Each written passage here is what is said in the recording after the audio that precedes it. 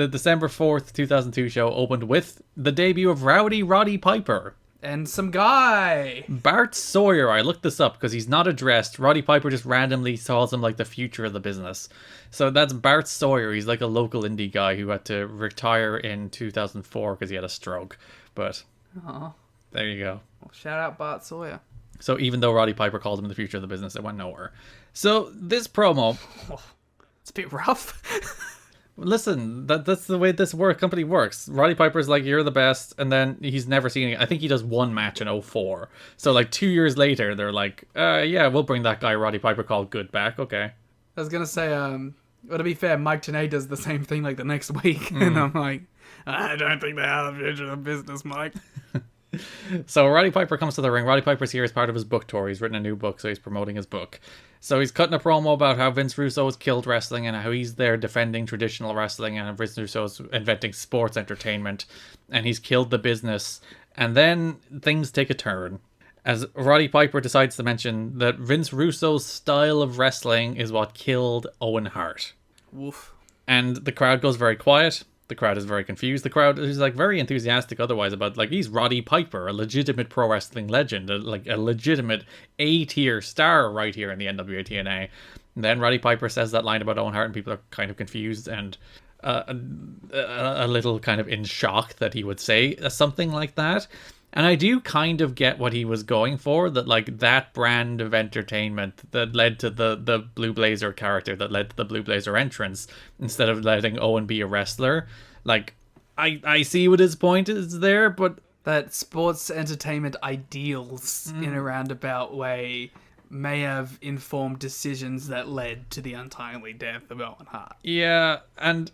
I don't think there's any way you can make that point without it seeming in poor taste, especially while cutting a promo on a pro wrestling show. And like that, I think that is the thing. Like if Roddy Piper, because I think he talked about wrestler deaths in his book. He had a shirt on his back about wrestler deaths. Like a big thing he was talking about is that too many wrestlers are taken before their time, which is a perfectly entirely fair point to make. That thankfully, I think we live in a wrestling world where fewer and fewer young wrestlers are taken before their time, and that's very good that the wrestling industry has moved on from all the wrestlers dying in their 30s and 40s in very tragic fashion. But there is no way you can link that to the dumb sports entertainment extreme story without it seeming extremely distasteful. And it's just like, I don't know, what does it really add to any of this too? Because in the context of doing this sort of promo in a ring as a part of a show, it kind of demeans the things you're saying. Like, if this is something you talk about in your book, I can understand, like, where you're coming from. You have a very valid point to be making, but to bring this kind of stuff into the ring to pursue a storyline, and to, especially a storyline that's just with Vince Russo's group, which is called Sex, it just feels like, I don't know, a little distasteful, a little unwarranted, and obviously something that didn't go down well with the crowd there, because this obviously didn't garner much of a reaction. It was more confusion, and even like Piper started getting booed. Yeah. When he was bringing it up too, so it's like clearly the crowd wasn't into this at all, and it leaves me.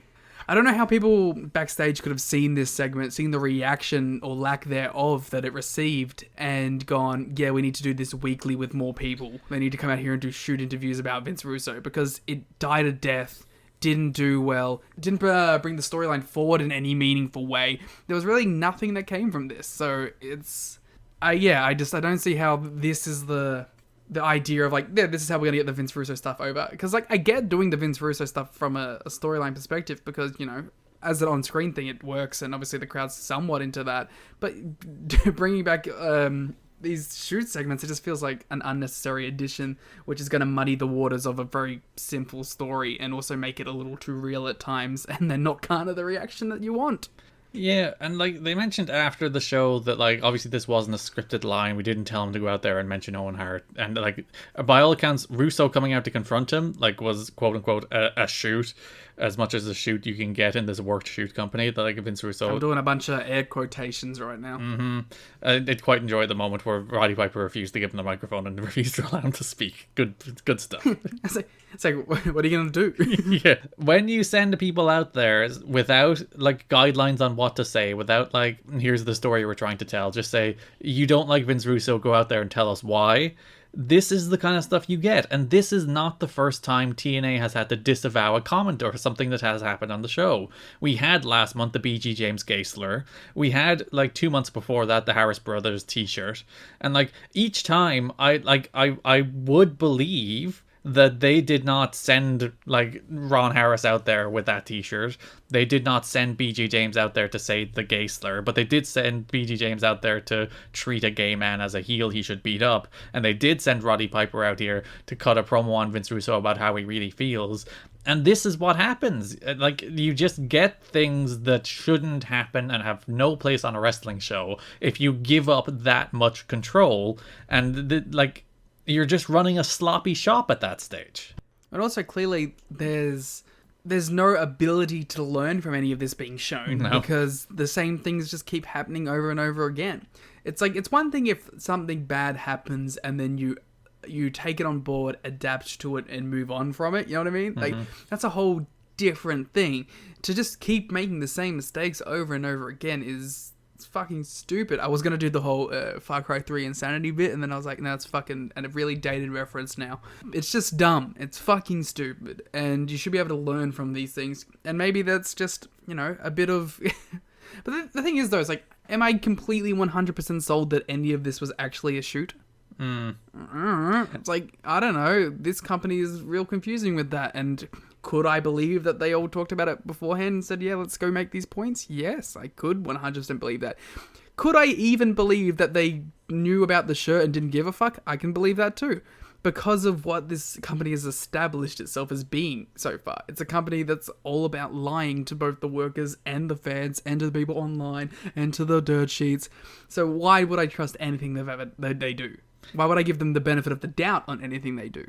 Because even Piper's appearance was a surprise. Like, by all accounts, you see that show opens with Mike Tenay and Don West just doing their standard intro, and then Piper's music hits. By all accounts, Mike Tenay didn't know. Like, in the format of that show, the segment was listed as something like, you know, unlisted surprise or something like that. That, like, the surprise was coming. So, like, they knew something was in that segment. They didn't know who, and then Piper just walked out. So, like, why are you working your announcers? Why are you working anyone involved in the show? Every single person, like, involved in this show, except for, like, a small group of people, didn't know Piper was there. And what does that serve? It's like, oh, it's a big surprise, but you didn't sell any pay-per-views. Good job. Yeah, and again, I think there's a whole added thing about pay-per-view versus TV and the value of doing surprises. It's like, I get doing it on TV, but you're trying to get people to pay for this shit weekly. I think that that's the problem too, is they don't treat these like weekly pay-per-views, they treat them like television. Mm-hmm. And even to the point where fucking Russo in one of his promos called it TV. Yep. It's like, well, then you immediately tell, like, that's the mindset they're going in when booking these shows, is that they're treating these like television. I did like a fun note that Piper was in Nashville on that particular day because he was dropping off his tour bus after he was on a book tour. The tour bus, which belonged to Billy Ray Cyrus. Huh. Of Miley Cyrus's father and Achy Breaky Heart fame. Everyone knows who Billy Ray Cyrus is, thank you. Yes, he is the father of Hannah Montana. Of course, that's where I knew him from. I would love to be there for a Roddy Piper, Billy Ray Cyrus conversation. Pulls the bus up to Billy Ray Cyrus's house. It's like, oh, here to drop off the keys, Billy. Yeah, and they just talk, how was the book tour? Yeah, it was good. Gonna go do this TNA thing tonight. Oh, here's my, like, 12-year-old daughter, Miley. Oh, hello.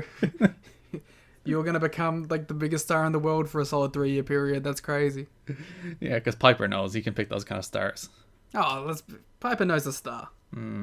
Yeah, like, I think the biggest issue with all these shoot promos is, like, Piper doesn't come back for a while. Like, this isn't his only TNA appearance, he makes a few more. But, like, this was a one-shot, he's in and out. So you do this thing where he cuts this promo on Russo, and, like, even if people are interested in this idea of Roddy Piper and Vince Russo going face-to-face, Piper's not here next week.